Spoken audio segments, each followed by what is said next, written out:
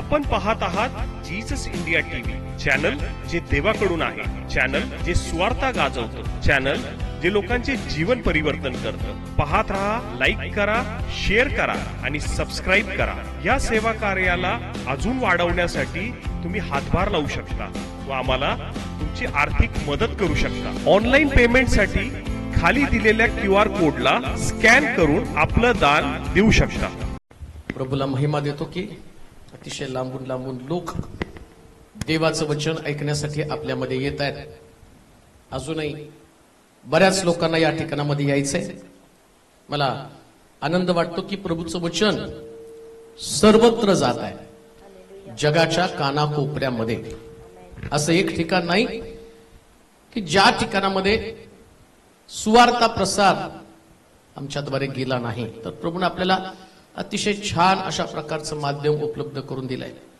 ज्यांना वचनाची भूक तहान आहे ते लोक सगळ्या गोष्टीचा त्याग करून, आपला पैसा खर्च करून, नाही का, एवढ्या लांबून हैदराबादवरून बिचारी ती मुलगी रात्री बसली गाडीला, डिप्रेस होती, निराश होती, फक्त आशा घेऊन देवाच्या मंदिरामध्ये आली.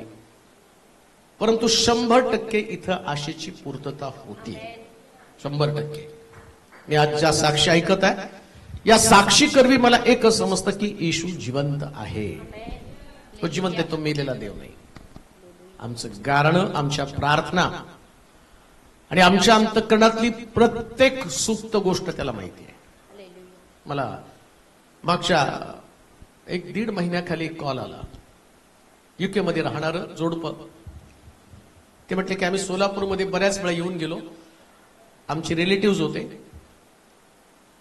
पण एकदा एक व्हिडिओ कोणीतरी आम्हाला पाठवला आणि त्या व्हिडिओमध्ये सोलापूर पास्टर मनोज तेलोरे, तो संदेश इतका जबरदस्त आमच्या मनावरती त्यांनी प्रभाव केला. आणि ते म्हटले की एवढे वर्ष मी सोलापूरला जातो, हे चर्च मला कसं काय माहित नव्हतं. ते म्हटले आत्ता ज्यावेळेस आम्ही येणार आहे इंडियामध्ये, त्यास फक्त तुमच्या चर्चला भेटण्यासाठी येणार आहे. वचनावरती ज्या माणसाचं प्रेम असतं ना, जे आपण या वर्षाची आमची भविष्यवाणी होती की प्रभू आता परदेशातनं लोक आणणार आहे. लोकांचं देवाच्या वचनावर अतोनात प्रेम जडलेलं आहे. आणि आज देखील आम्ही पाहणार आहोत एक अजब प्रेम कहाणी. अजब प्रेम कहाणी, आणि ती क्रुसावर घडली बरं का. अजब प्रेम कहाणी. पवित्र शास्त्रामध्ये अनेक प्रकारच्या प्रेम कहाण्यानं हे शास्त्र भरलेले बरं का. त्याची नोंद केली पवित्र शास्त्रामध्ये. आणि या प्रेमापेक्षा ते प्रेम ज्याला अजब म्हटलेलं आहे, जगामध्ये चालतं ते अजब नसतं बरं का, ते थोतांड आहे.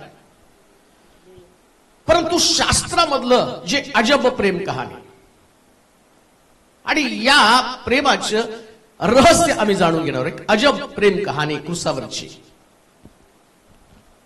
ज्या वेळेस शमशोन दलिलीच्या प्रेमामध्ये पडला, वास्तविक पाहता तो एक अभिषिक्त होता, त्याच्यावरती बटा होत्या, आणि प्रभूनं त्याला सांगितलं की त्याच्या जन्माच्या वेळेस त्याचे आई वडील दोघं पण, ज्यानं भविष्यवाणी केली होती की तुला मुलगा होणार आहे, जाऊन त्यानं प्रश्न विचारला. तो म्हटला पुन्हा आपण त्या देवाच्या दूताकडे जाऊन त्याला प्रश्न विचारू, जन्माला येणाऱ्या बालकाचं संगोपन आम्ही कसं करावं.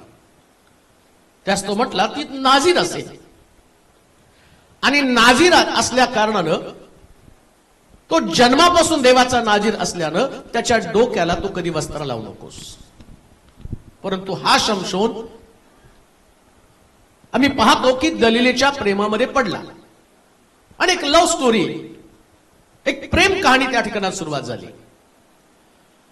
त्याला माहिती होतं की माझ्या डोक्यावरच्या बटा ज्या आहेत त्या देवानं स्थापित केलेल्या अभिषेकाच्या बटा आहेत, आणि तो अभिषेक माझ्या डोक्यात न जाता कामा.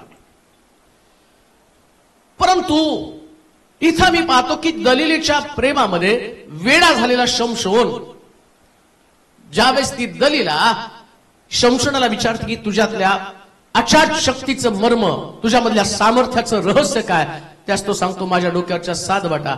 आणि मग दलिला निद्रित अवस्थेमध्ये असताना त्याच्या बटा कापून टाकते आणि शमशोन पलिष्ठाकडनं पकडला जातो आणि त्याचा एंड जर तुम्ही बघितला तर त्याचे डोळे फोडले आणि त्या बंदिशाळेमध्ये एक सामान्य कैद्यासारखा तो जीवन जगत होता, ज्या शमशोनाला जगातला कोणताही व्यक्ती हरवू शकत नव्हता. परंतु त्या प्रेम कहाणीचा शेवट जर तुम्ही बघितला की त्या दलिलेने त्याच्या बटा कापल्या आणि शमशोन बंदिवान बनून गेलेला आहे. हे पवित्र शास्त्रातलं ही प्रेम कहाणी की ज्याचा अंत अशा प्रकारचा झालेला आहे. म्हणून या प्रेम कहाण्या पवित्र शास्त्रामध्ये आम्ही पाहतो आणि बायबल सुद्धा एका प्रेमाविषयी सांगतं. देवानं जगावरती प्रेम केलं. एक प्रेम जे पवित्र शास्त्रामध्ये शमशोन आणि दलिलेचं प्रेम आहे की ज्या प्रेमामध्ये या शमशोनाची ताकद, त्याचं सामर्थ्य, त्याचा अभिषेक निघून गेला. ऐका बरं का, स्टोरी किती सुंदर आहे तुम्हाला समजेल. शमशोनाचं दलिलेवरचं प्रेम, दलिला ही त्याची प्रियसी, पण प्रियसीच त्याला धरून देते. प्रियसी त्याला धरून देते. कशासाठी माहिती का? तर या शमशोनाचे हाल करून द्यावेत. या शमशोनाचे हाल करून द्यावेत. आणि शमशोन तिच्यावरती खरं प्रेम करत आहे. ती एक वेश्या आहे, त्याला माहिती आहे. आणि त्या वेश्येवरती त्याचं असणारं प्रेम, पण त्या प्रेमाचा अंत. आणि मी या शमशोनाची स्टोरी वाचत असताना एक गोष्ट कळतं, त्यानं मरताना सुद्धा तिच्याविषयी काही उल्लेख केला नाही. कारण प्रेमात तो खरा आंधळा झालेला होता. तो मेला ना, त्याला दलिला मिळाली ना, परमेश्वराची कृपा त्याला प्राप्त झाली. परंतु त्यानं पश्चाताप केला. त्यानं पश्चाताप केला. तो रडला आणि देवाकडं पुन्हा एकदा मागणी केली. तो म्हटला, परत माझ्यामध्ये ते सामर्थ्य घाल. त्या प्रेमाला, अनोख्या प्रेम कहाणीला सुरुवात होती. देवानं त्याच्या बटा त्याला परत दिल्या. दलिलेने त्याच्या बटा काढून टाकल्या. पण इकडं जो देव प्रेम करतो त्यानं त्याला सामान्य व्यक्तीसारखं मरायला टाकून दिलं नाही. ते म्हटलं, मर, तुम्हाला सोडलं, मला तुझं प्रेम तिच्यावरती होतं आणि आता तू मला सोडलं, माझ्यापासून निघून जा. असं नाही तो बोलला. पेत्र येशूला म्हणतो, मी तुला मरू देणार नाही, वेळ आली तर मी तुझ्यावर मरायला तयार आहे. ती पण एक प्रेम कहाणी. मी तुझ्यावर मरायला तयार आहे. ऐका बरं का, स्टोरी किती सुंदर आहे. येशू ख्रिस्त पृथ्वी तलावर असताना ज्या सुवार्ता सांगून सेवा करून हे सगळे येत होते ना, त्या पेत्र येशूच्या उराजवळ राहत होता. एवढं प्रेम होतं त्याचं येशूवरती. त्याची सासू घरामध्ये आजारी होती ना, तरी सुद्धा तो येशूच्याच मागे चालला बरं का. अजून त्याच्या पलीकडे जाऊन तुम्हाला सांगतो, त्याने कधी विचार केला नाही, मी आता मासे धरायला जात नाही, माझी बायको काय करून खात असेल, लेकरांना काय घालत असेल, कुठल्याच गोष्टीचा विचार नाही. पेत्र येशूच्या मागे चालू लागला. तो म्हटलं, माझ्या मागे आता मी तुला माणसं धरणारा करेल, पण माशाचं काय? त्याची बायको तर रोज माशाची वाट बघत होती ना. तो मासे पकडून येईल, बाजारामध्ये विकेल आणि आमचं घर चालेल.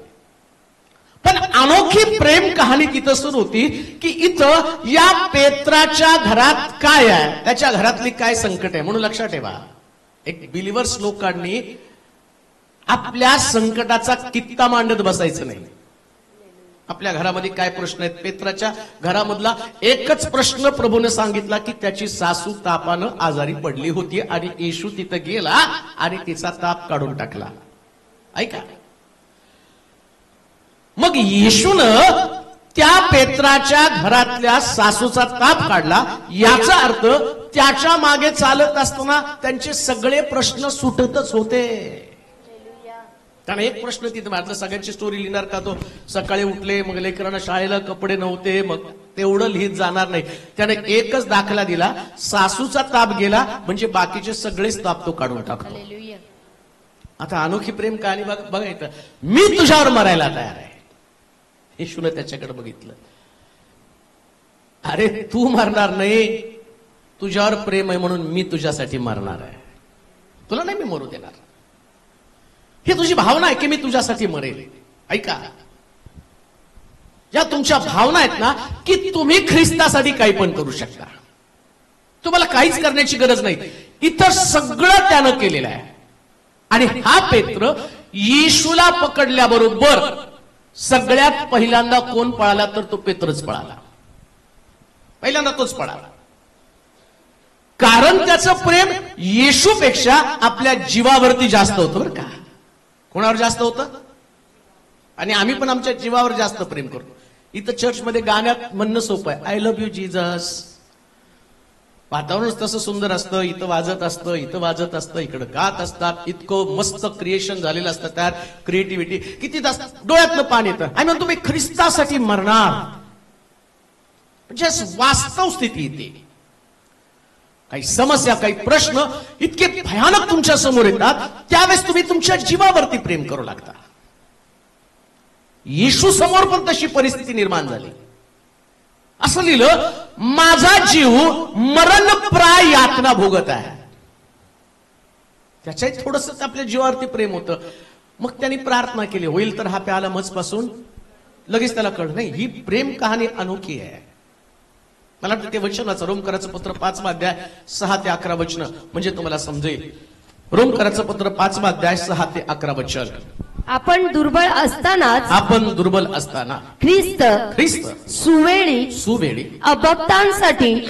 अभक्तांसाठी मरण पावला. नीतिमान माणसासाठी कोणी मरणारा विरळ आहे.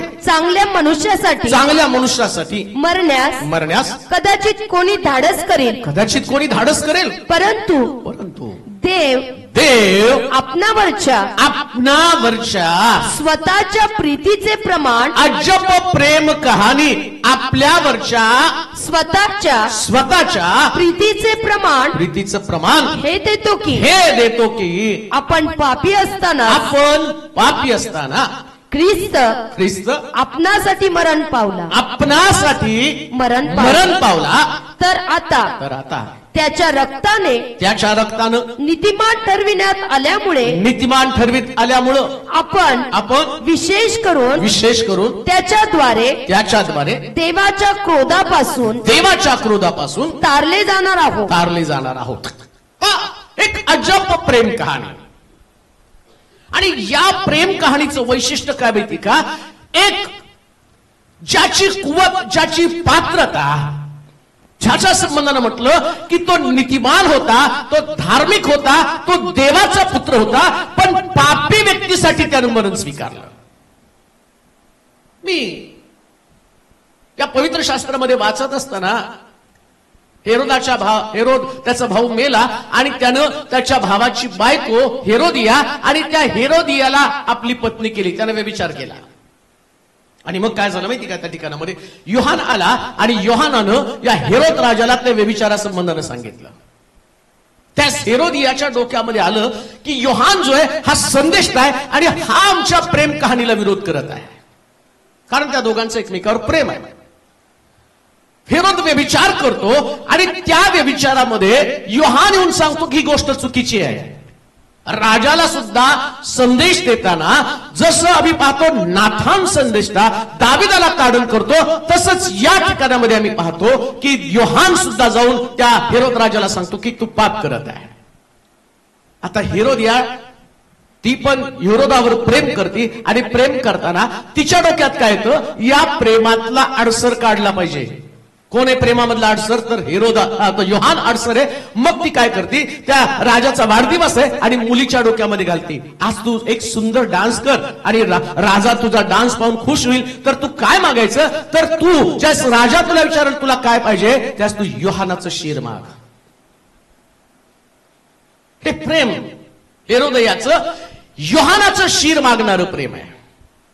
योहानाचं शिर मागणारं प्रेम. योहान कोण आहे? योहान नीतिमान आहे.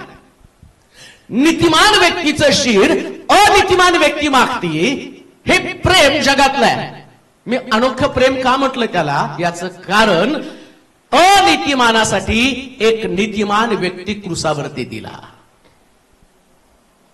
हेरोदियानं नीतिमान असणाऱ्या योहानाचं शिर मागितलं, पण इथं मात्र ख्रिस्त स्वतः तुमची आणि माझी सुटका करण्यासाठी त्या वधस्तंभावरती आपला प्राण अर्पण करावा म्हणून दोघांनी पण प्रेम केलं. एक तर स्वर्गामध्ये असणारा देव आणि दुसरं, या पृथ्वी तलावर आमचा बंधू, आमचा मित्र, आमचा जवळचा प्रेमी आणि तो प्रभू येशू ख्रिस्त, या प्रभू येशू ख्रिस्तानं पण प्रेम केलं आणि त्या प्रेमासंबंधानं म्हटलं की हे प्रेम सगळ्यापेक्षा वेगळं प्रेम होतं. या प्रेमामध्ये कुर्बानी आहे, या प्रेमामध्ये कुठल्या प्रकारची अभिलाषा नाही, या प्रेमामध्ये विश्वासघात नाही, या प्रेमामध्ये लायकी पण तपासली जात नाही. देवाचा पुत्र असताना सुद्धा तो म्हणतो पाप्यांसाठी तो मारला गेला. देवाचा पुत्र असताना किती अद्भुत प्रकारचं प्रेम आहे. या प्रेमानं मिळालं काय मनुष्याला? एक मुलगा मुलगीवरती प्रेम करतो ना, त्यानंतर ते दोघ जण एका लेवलवरती येऊन पोहोचतात. मी तुझ्यासाठी माझं घर सोडलं, माझी नोकरी सोडली, माझ्या घरामध्ये असणारं चांगलं वातावरण मी सोडलेलं आहे, चांगलं राहणीमान माझं होतं, आणि तुझ्या बरोबर आले तर आता मला घरामध्ये खायला भाकर नाही. त्याच्यानंतर त्या दोघांमध्ये पुष्कळ प्रकारचे वादविवाद निर्माण व्हायला सुरुवात होतात. का? कारण दोघांमध्ये ती कुवत नाहीये, लेवल नाहीये त्यांची. त्या लेवलपेक्षा कमी किंवा लेवलपेक्षा जास्त आहे. त्याचा परिणाम काय होतो? संघर्ष आणि प्रेमाचं रूपांतर. त्याच्यानंतर कालांतरानं दोघं विभक्त होतात. पण इकडं ही अनोखी प्रेम कहाणी इतकं भारी त्या ठिकाणात लिहिलं ना. वाचा बरं वचन. आपण दुर्बळ असताना, आपण दुर्बळ असताना ख्रिस्त ख्रिस्त सुवेळी अभक्तांसाठी मरण पावला. इथं या प्रेम कहाणीची सुरुवात होत असताना तो म्हटला की जी वधू आहे, ही मुलगी जी आहे, तुम्ही आणि मी मंडळी, आम्ही सगळेजण दुर्बल आहे, त्याच्या कुवतीचे नाही. पण मेल्यानंतर त्या असणाऱ्या ख्रिस्ताच्या रक्ताच्या द्वारे आम्ही लायकीचे बनणार आहोत. मग त्याला तिथं मरावं लागणार आहे. कारण देवानं असं लिहिलं उत्पत्तीच्या पुस्तकामध्ये, देवानं पृथ्वीचं अवलोकन केलं, त्यास त्याला कळलं सगळं जग पापानं भरले, मनुष्याचे विचार वाईट आहेत. मग त्यानं आम्ही पाहतो जलप्रलय आणला आणि सगळ्या जगाचा नाश करून टाकला. सदोम गोमोरामध्ये पाहिलं, त्या ठिकाणामध्ये अग्नीच्या द्वारे नाश केला. परत तो आम्ही पाहतो की निनवेमध्ये आला, निनवेचा पण नाश करण्याची योजना करतो. नाश नाश नाश नाश. कोणाला वाचवावं देवाच्या मध्ये आणि देवाच्या मनामध्ये नव्हतं. आणि देवाचा क्रोध पहा. अलिशा ज्यावेळेस आम्ही पाहतो की त्या गावामध्ये गेला, लहान लेकरं त्या अलिशाला चिडवायला लागले, त्यास तो म्हटला रानात अस्वल येतील आणि तुम्हाला फाडून खातील. तर त्या ठिकाणात 42 लेकरं त्या अस्वलानं फाडून खाल्ली, मेले. देवाचा क्रोध सगळीकडे दिसतो. त्याला कळलं या माणसाला किती शासन केलं, दंड दिलं ना, हा माणूस सुधारायचा नाही आणि माझा दंड त्याच्यावरती जाईल. दोघं बाप लेकाची स्वर्गामध्ये चर्चा झाली. काय तुझी अपेक्षा आहे देवा, तुला वाटतं काय? तो म्हणतो मला वाटतं मानवामध्ये आणि माझ्यामध्ये एक दरी निर्माण झालेली आहे आणि या दरीला मिटवण्यासाठी कोणीतरी एक चांगला परफेक्ट मध्यस्थ जो त्यांना पण समजावून सांगेल, त्यांचं प्रेम माझ्यावरती आणि माझं प्रेम त्यांना समजावून सांगेल. एक मेडिएटर, एक मध्यस्थ. आणि त्या मध्यस्थाला आता झालं काय, देव स्वर्गामध्ये आणि तो तर पॉवरफुल आहे. त्याच्या संबंधाने म्हणलं तो लाखात एक आहे. येशू ख्रिस्त शुनेमकर म्हणती तो लाखात एक असणारा देव आहे. परवा कोणीतरी मला विचारलं, मुलीचा एका प्रश्न आहे आणि त्या मुलीनं मला प्रश्न केला. त्याच्याकडे पाहिल्यावरती लोक तोंड फिरवत होते. देव तुम्ही म्हणता सुंदर आहे, मग येशू एवढा कुरूप झाला कसा काय? तो कस काय एवढा कुरूप झाला? त्याला पाहिल्यावरती लोक तोंड फिरवत होते. त्याला दिसायला त्याच्या ठाई सौंदर्य नव्हतं. यशाच्या पुस्तकात लिहिलं त्याच्या ठाई सौंदर्य नव्हतं. त्याचं सौंदर्य, मग देव सुंदर नाही का? म्हटलं देव सुंदर आहे. शुनेम करीन म्हणते तो लाखात एक आहे, पण त्याचं सौंदर्य. आता तुमची लेवल तर यायला पाहिजे ना. तुम्ही दुर्बल आहात, एक लेवलचं लग्न व्हायला पाहिजे, एक लेवलचं लग्न. मग त्या लेवलचं लग्न होण्यासाठी तुम्ही तर त्याच्या लेवलला जाऊ शकत नाही ना. येते का लक्षात? तुम्ही देवाच्या लेवलला थोडी जाणार आहे. तुमच्यामध्ये ती पवित्रता नाही, तुमच्यामध्ये ती शुद्धता नाही. मग देव मानव झाला. प्रेम कहाणीमध्ये आम्ही बघतो की त्या मुलीला त्या मुलासारखं बनावं लागतं किंवा मुलाला मुलीसारखं बनावं लागतं. ती गरीब असेल तर त्याला पण गरीबासारखं. त्या मुलीची परिस्थिती किती श्रीमंत असली, मुलगा गरीब आहे, तो जातो गरिबीमध्ये राहते त्याच्या बरोबर. काही दिवस रात्रीनंतर निघून जाते. तिला कळतं हे स्टँडर्ड मेंटेन होणार नाही. इकडं येशू ख्रिस्त तो आमच्यासाठी, आम्ही दुर्बल होतो, मग तो या ठिकाणात पृथ्वी तलावरती आला. ज्या प्रकारचं पाप आमच्यामध्ये होतं त्यानं सगळं पाप स्वतःवरती घेतलं. आता दोघं इक्वल झाले. मी पण पापी, हा पण पापी. आणि वैशिष्ट्य काय झालं माहिती का? आता हे माझं पाप येशूवरती लादल्यावर मी झालो पवित्र आणि येशू झाला अपवित्र. इकडं मला माझी पात्रता. आम्ही दुर्बल असताना, काय शब्द आहे हो? आपण दुर्बळ असतानाच हा. ख्रिस्त सुवेळी अभक्तांसाठी मरण पावला. नीतिमान माणसासाठी कोणी मरणारा विरळा. चांगल्या माणसासाठी मरण्यास कदाचित कोणी धाडस करेल. परंतु देव आपणावरच्या स्वतःच्या प्रीतीचे प्रमाण हे देतो की आपण पापी असताना ख्रिस्त आपणासाठी मरण पावला. तर आता त्याच्या रक्ताने नीतिमान ठरविण्यात आला. काय झालं? नीतिमान ठरविण्यात त्यानं सगळं पाप स्वतःवरती घेतलं. तुम्हाला त्याची लेवल दिली. ख्रिस्त नीतिमान होता, त्यानं काय केलं? तुमचं सगळं पाप घेतलं. तुमचं व्यसन, तुमचा व्यभिचार, तुमचं जारकर्म, तुमची शिवीगाळ, तुमची निंदा, तुमचा हिंसाचार, तुमचं दोष देणं, सगळ्या घाणेरड्या गोष्टी त्यानं आता सगळं ओझं याच्याकडे गेल्यावर तुम्ही कोण झाला? नीतिमान. काय प्रेम कहाणी बघा ही. त्यानं तुमची लायकी देवाच्या लायकी बरोबर निर्माण करण्यासाठी तो योग्य समयी पृथ्वी तलावरती आला आणि त्यानं सगळ्या जगाचं पाप स्वतःवरती घेतलं. त्या क्रुसावरचं प्रेम समजत असताना, जाणून घेत असताना एक गोष्ट ध्यानात ठेवा. आज तुम्ही देवाच्या मंदिरात असण्याचं कारण काय? तो तुमच्यासाठी मानव रूप धारण करून सगळं पाप त्यानं स्वतःवरती घेतलं. का? तर त्याचं तुमच्यावरती प्रेम होतं. हालेलुया. त्याचं तुमच्यावरती प्रेम होतं. तुम्ही देवाच्या क्रोधासाठी, तिथं लिहिलंय परमेश्वराचा क्रोध. काय लिहिलंय?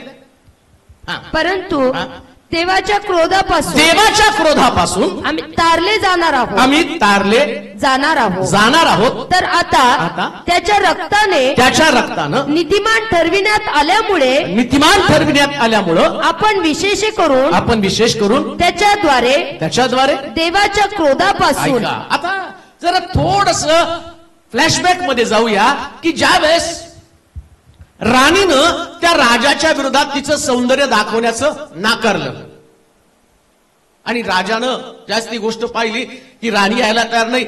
एस्तेरच्या पुस्तकामध्ये नाही का, त्याच तिथं असं लिहिलं. मग राजा म्हटला की आता वष्टी राणी आजपासून माझी राणी राहणार नाही, मी तिला काढून टाकतो राणी पदावरती. लोकांनी त्याचं डोकं भडकवलं. जर तुम्ही असं केलं तर आमच्या पण बायका असंच आमच्याशी वागतील. महाराज सगळ्यांच्या बायका आणि नीट राहण्यासाठी वष्टीला तिच्या राणी पदावरून काढून टाकायचं. मग राजा म्हटला ठीक आहे, माझ्यासाठी राणी शोधा. ऐका, राजाला राणी शोधत असताना काय प्रोसेस आहे. इकडं सुद्धा प्रभू येशू ख्रिस्त हा राजाचा पुत्रच आहे, त्याचं पण लग्न करायचंय. मग ती तसं दिलं. त्या वस्ती गेली आणि मग बऱ्याच राहण्याच्या ठिकाणात मुली कुमारिका शोधल्या आणि त्याच्यामध्ये एस्तेरला पण शोधला. तिचं नाव पूर्वीचं हादस्सा. आणि मग त्या एस्तेरला शोधलं. आता एस्तेरला शोधल्यावर लगेच राजाकडे नाही पाठवलं की चला महाराज मुलगी आणली आणि बघा ते आपल्याकडे पोहे दिले, चहा दिला की पसंत आहे का, गाता येतं का, नाचता येतं का, लिहिता येतं का, वाचता येतं का, आणि झालं. मग पेपरला येतं म्हणे मुलगी बघायला गेली आणि लग्न करून आले. नंतर 2 दिवसांनी घटस्फोट पण झाला. का तर प्रॉपर चेक केलं. राजाचं तसं नसतं. राजा लग्न करण्यासाठी त्या मुलीला प्रॉपर प्रोसेस मधनं पाठवतो. आता हिला तयार करण्यासाठी तिला खास प्रोसेस होती. काय? तिला विशिष्ट आणि त्या ह्याच्यामध्ये आंघोळ घातली जात होती, मसाले लावले जात होते. का? तर तिनं शुद्ध व्हावं आणि राजाकडे जावं. आता इकडं पण ख्रिस्त हा राजकुमार आहे. या राजकुमाराला वधूला पसंत करावं याच्यासाठी काय प्रोसेस आहे? तर याच्या त्याच्याने नाही धुवायचं, तर कोकऱ्याच्या रक्तानं.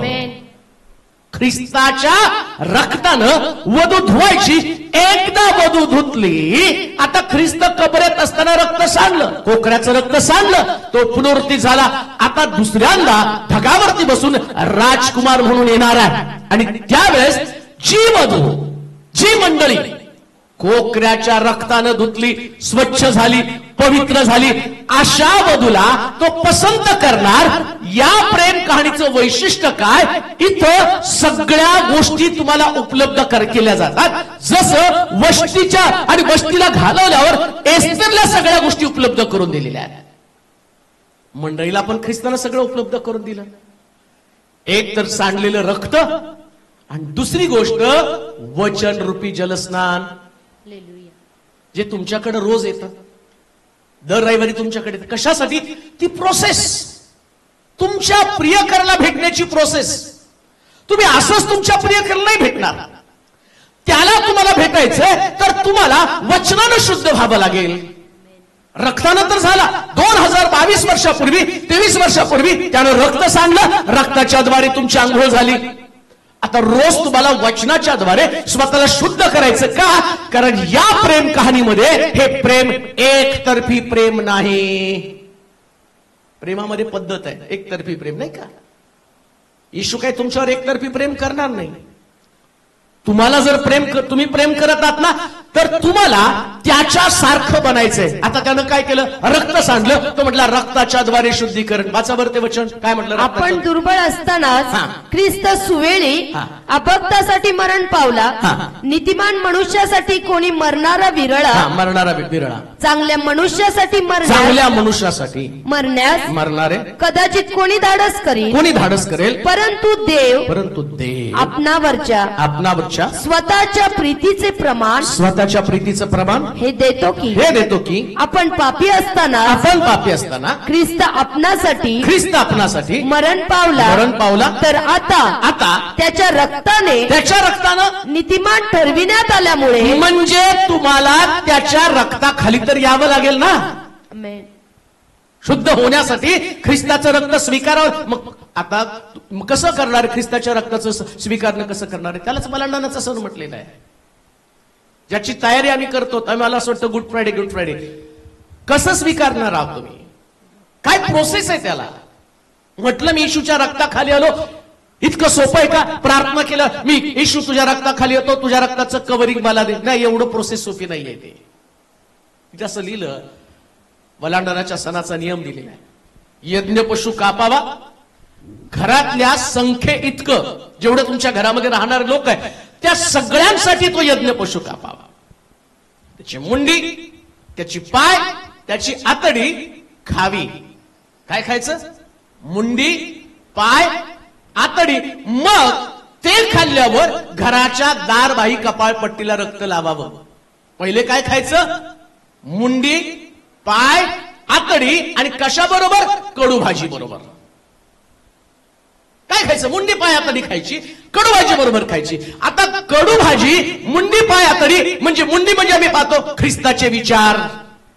आता वधूला ख्रिस्तासारखे विचार करावे लागतात. अनोखी प्रेम कहाणी काय? या अनोखी प्रेम कहाणीमध्ये तो वर तसं म्हणत नाही, मी तुझ्यासाठी चंद्र आणेल, मी तुझ्यासाठी तारे आणेल, आणि मला तू कशी पण असली तरी चालेल. प्रेमामध्ये बघा ना, पण अगं नाही, माझी ऐपत नाहीये, नाही मी तुझ्या बरोबर खड्डे मारेल, तू खड्डे खोद, मी पाटी भरते आणि फेकते. तांब्या उचललं का घरात कधी? एवढं इझी नाही. इथं कॉम्प्रोमाइज चालत नाही. अनोख्या प्रेम कहाणीमध्ये काय? तिथं तुम्हाला ख्रिस्ताचं रक्त स्वीकारावं लागतं. इथं वास्तव गोष्टी सांगितल्या जातात. चित्रातल्या, कल्पनेतल्या, पिक्चर मधल्या गोष्टी इथं नाहीये. हे प्रेम जे आहे ते वास्तव प्रेम आहे. आणि वास्तव प्रेम, भान असलेलं प्रेम, आणि देवाच्या पुत्राच्या योग्यतेचं बनण्यासाठी कोकऱ्याची मुंडी म्हणजे ख्रिस्ताचे विचार खायला पाहिजेत, मग रक्त लागणार आहे. ख्रिस्ताचे विचार, जसं येशूने विचार केले तसे विचार करायचे. तुमचे विचार जर येशू सारखे नसतील ना, कधी कधी विचाराला प्रश्न करायचा आहे, माझे विचार येशू सारखे आहेत का? आणि लक्षात घ्या, सगळ्यात मोठं पातक विचारामध्ये घडलं जातं, बाकी कुठं नाही.